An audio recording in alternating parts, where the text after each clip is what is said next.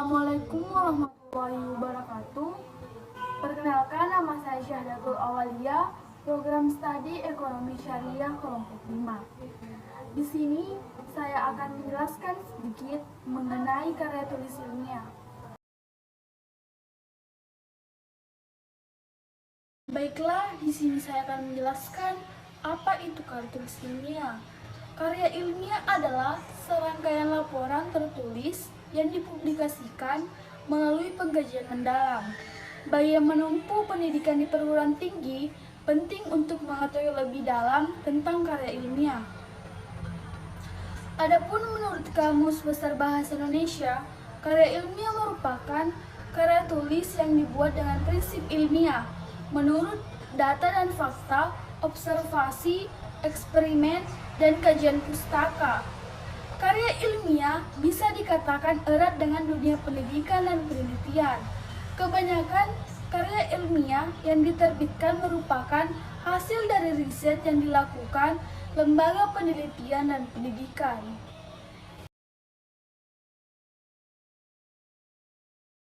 Untuk mengetahui lebih dalam tentang karya ilmiah, bisa membaca pengertian dari para ahli, tujuan hingga manfaatnya.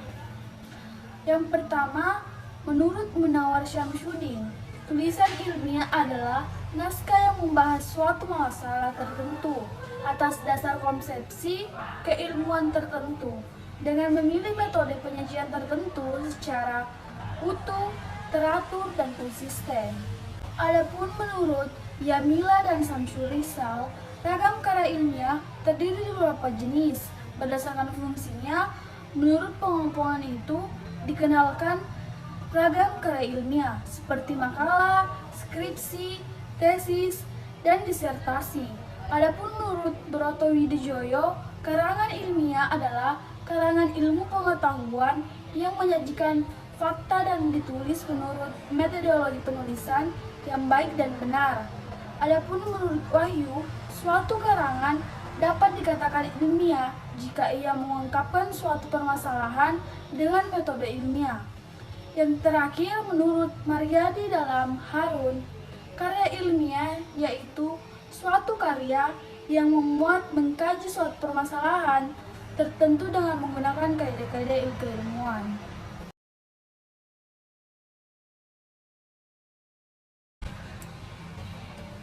Adapun ciri-ciri karya tulis ilmiah, yang pertama, reproduktif, yang kedua, tidak ambigu, yang ketiga, tidak emotif, yang keempat, menggunakan bahasa baku, yang kelima, menggunakan kaidah keilmuan, yang keenam, bersifat dekoratif, yang ketujuh, terdapat kohesi, yang kedelapan, bersifat objektif, kesembilan, menggunakan kalimat efektif.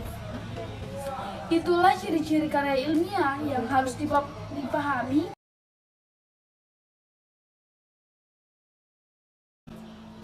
Baiklah, di sini saya akan menyebutkan manfaat karya tulis ilmiah.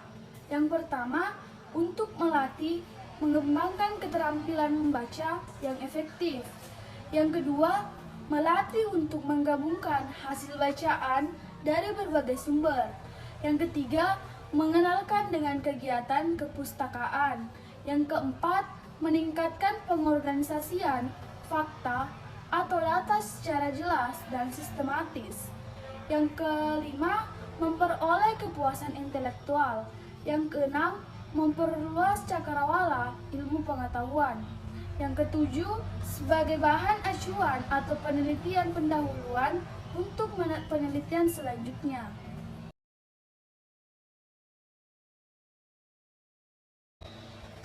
Baiklah, di sini saya akan menjelaskan apa saja tujuan penulisan karya ilmiah. Yang pertama, sebagai wahana untuk melatih ide tersurat atau hasil penelitian dalam bentuk karya ilmiah yang sistematis dan metodologis. Yang kedua, makalah ilmiah yang telah ditulis diharapkan menjadi wahana transformasi pengetahuan antara sekolah dan masyarakat. Yang ketiga, menumbuhkan etos ilmiah di kalangan mahasiswa sehingga tidak hanya menjadi konsumen ilmu pengetahuan, tetapi juga menjadi produsen pemikiran dan karya tulis ilmiah dalam bidang ilmu pengetahuan, terutama setelah penyelesaian studi. Yang keempat, membuktikan pengetahuan dan potensi ilmiah yang dimiliki oleh siswa dalam menghadapi dan memecahkan masalah dalam bentuk karya ilmiah yang bersangkutan setelah mendapat pengetahuan. Yang kelima, melatih keterampilan dasar untuk melakukan penelitian.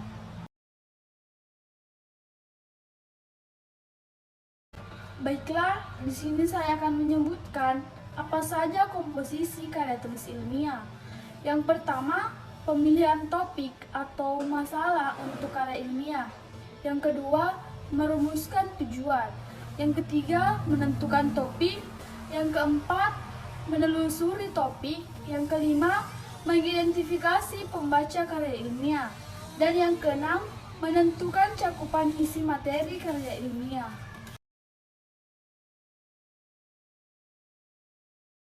Adapun struktur karya ilmiah, suatu karya ilmiah biasanya memiliki 3 bagian di dalamnya. Yang pertama, pendahuluan.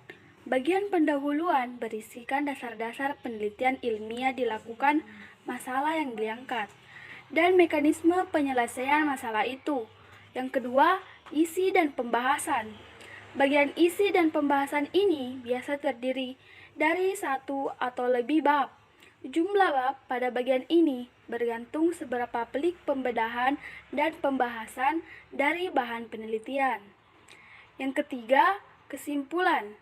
Bagian kesimpulan ini berisikan kesimpulan dari hasil analisis pada bagian isi dan pembahasan. Kesimpulan yang disampaikan pada bagian ini berupa penjelasan singkat dan padat mengenai hasil analisis. Biasanya, bagian ini hanya terdiri dari 1 bab. Jenis-jenis karya tulis ilmiah. Karya tulis ilmiah memiliki 7 jenis. Perbedaannya terletak dari isi dan sistematika penulisan. Ketujuh jenis ini, yang pertama yaitu artikel. Artikel adalah tulisan yang berisi opini penulis atas permasalahan tertentu yang diangkat. Opini yang dimaksud bukan pandangan subjektif semata, tetapi berdasarkan beberapa penelitian yang telah dilakukan oleh lembaga atau institusi tertentu. Yang kedua, makalah. Makalah adalah jenis karya tulis ilmiah yang dalam proses penulisannya dibutuhkan data studi lapangan sehingga bersifat empiris dan objektif. Data-data yang dihimpun dari studi lapangan dibutuhkan untuk menyelesaikan masalah penelitian. Makalah pada umumnya dipresentasikan dalam sebuah seminar.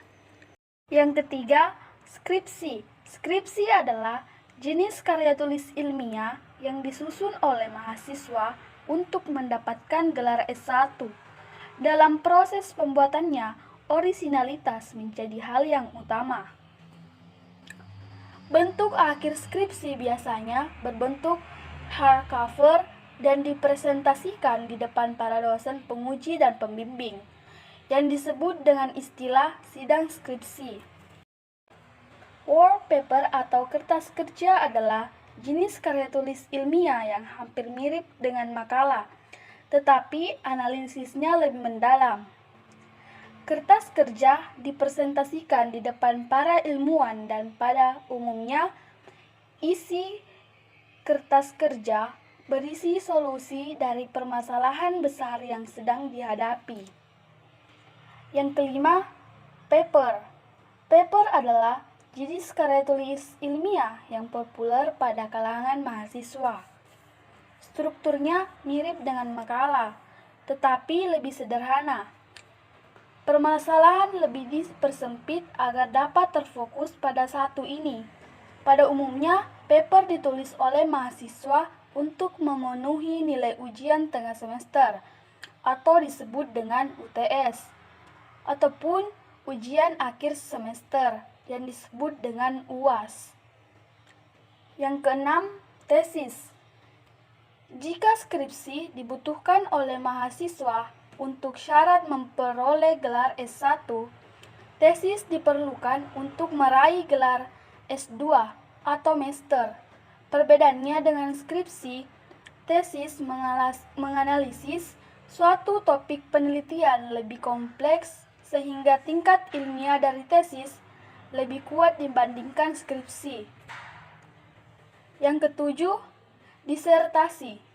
Disertasi adalah jenis karya tulis ilmiah yang disusun untuk memperoleh gelar S3 atau doktoral. Calon doktor mencari permasalahan yang telah dihadapi oleh manusia pada bidang tertentu lalu mencari solusi akan permasalahan tersebut sehingga hasil karyanya bermanfaat nyata sehingga bersifat orisinil.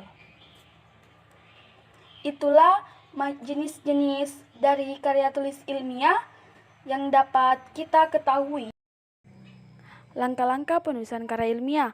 Bagi pemula yang ingin belajar menulis karya ilmiah, dianjurkan untuk memahami terlebih dahulu langkah dalam penulisan karya ilmiah, agar karya ilmiah tersebut dapat disusun secara lebih mudah, terstruktur, dan sesuai dengan kaidah penulisan yang baik dan benar.